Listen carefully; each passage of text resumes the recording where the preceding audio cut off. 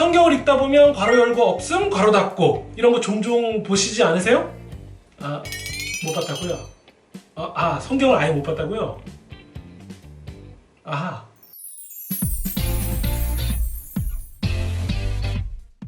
여러분 성경을 읽다 보면요. 다시.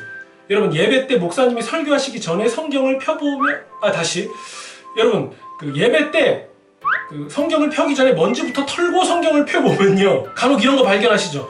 괄호 열고 없음 괄호 닫고. 아니 뭐가 없는 거지? 아니 뭐가 없길래 왜 자꾸 내가 이 부분에 신경 쓰이게 하지? 뭐야 뭐가 없는 거야? 뭐야 이 괄호 열고 없음 괄호 닫고가 왜 성경에 있는지 좀 복잡한 얘기 뭐 연도 이런 거 싹 빼고 아주 간단하게 5조각으로 한번 설명해 볼게요. 첫 번째, 과거 어느 시점에 성경에 장과 절을 붙여넣기 시작했어요.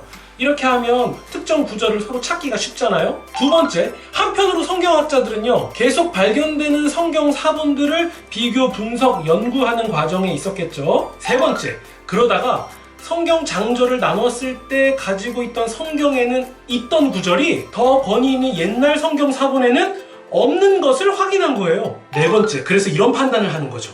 이 구절은 후대의 독자들의 이해를 돕기 위해서 필사자가 첨가한 내용일 수 있겠구나. 그러면 원래 그 구절은 없었을 확률이 훨씬 높겠네. 다섯 번째, 그러면 이렇게 하자. 해당 구절은 괄호 열고 없음 괄호 닫고로 표기하고 성경 옆이나 아래에 각주로 어떤 사본에는 이러이러한 내용이 기록되어 있다라고 표기하면 되겠다. 자, 그래서 이런 5가지 작업을 거쳐서 현재 우리가 읽는 성경에는 괄호 열고 없음 괄호 닫고가 있는 거예요. 몇 개만 확인해 볼까요? 자료화면!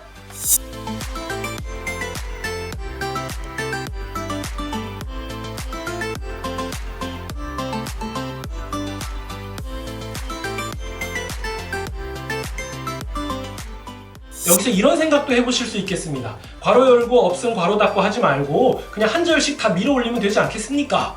물론 그것도 방법일 수 있겠는데요. 한번 이 점을 생각해 보세요. 교정이 이루어질 때마다 한 절씩 계속 밀어 올리면 내가 알고 있었던 3장 16절은 나중에 3장 15절이 되고 3장 14절이 되고 13절이 되고 12절이 되고 그럼 완전 대혼란오겠죠. 그러니까 괄호에다가 없음 표기를 하고 장절을 그대로 두면 이것이 혼란을 막는 가장 최선의 방법이 될 수 있는 거죠. 성경을 기록하던 시대에는요 오늘처럼 종이가 좋다거나 잉크가 좋다거나 이렇지가 않았잖아요. 사용하다 보면 글자가 번진다거나 혹은 종이가 훼손된다거나 하는 그런 일들이 빈번하게 발생했겠죠. 그러면 말씀을 잘 보존하기 위해서 새로 옮겨 적어서 또 다른 깨끗한 사본을 만들어내고 이전 것은 폐기하는 이런 작업이 반복되어져 왔던 거예요. 원본 성경이 더 좋은 거 아닌가 이렇게 생각하기 쉽지만요 이건 현대 개념입니다. 성경 기록 당시 그 사람과 당사자들은요 훼손된 성경은 오독한다거나 혹은 기타 여러 가지 이유로 폐기해야 되는 문서였던 거예요. 세상의 어떤 고대 문서들과 비교해봐도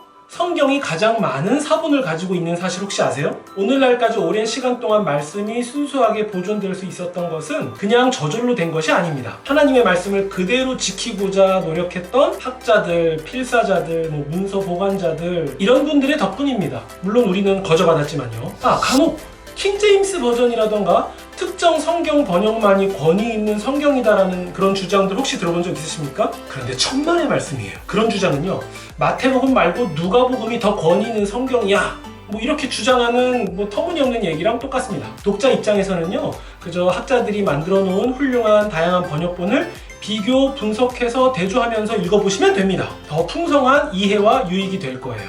물론 아무 번역본이나 보시면 안 됩니다. 이단 종교가 번역해놓은 번역본일 수 있거든요. 이거 꼭 확인해보세요. 대한성서공회 같은 사이트에 들어가 보셔도 몇 가지 번역본을 비교해서 이렇게 한눈에 쉽게 보실 수 있습니다. 제 개인적으로는요 성도님들에게 이렇게 권해드려요. 개인적으로 성경 보실 때에는 좀 서술이 현대적이고 쉽게 된 걸로 보시는 게 좋겠습니다. 설마 아직도 가라사대에 써있는 번역본 보시는 거 아니죠? 영어보다 더 어려울 텐데요. 그리고 마치기 전에 꿀팁, 이건 농담이 아니라 제가 진지하게 말씀드리는 건데요. 성경 전체의 큰 그림이 머릿속에 생생하게 그려지게 하고 싶으시다면 만화 성경, 이게 최고입니다.